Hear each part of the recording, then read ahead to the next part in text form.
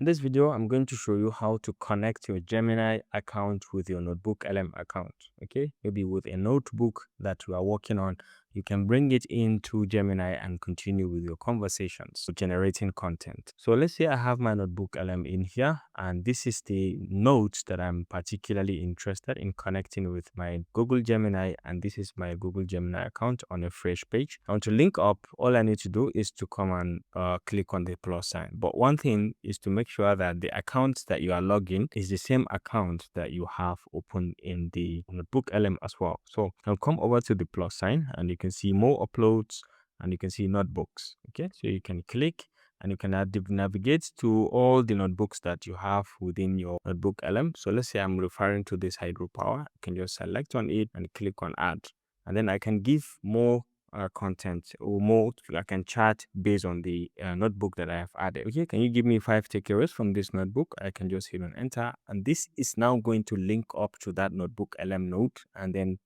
generate the 5 takeaways from the notebook. And you can see it in here correctly. It has given us the 5 key takeaways that you can always easily copy and then move in, and it has even identified the sources where it has picked in from the notebook. If you found this helpful, please leave a like.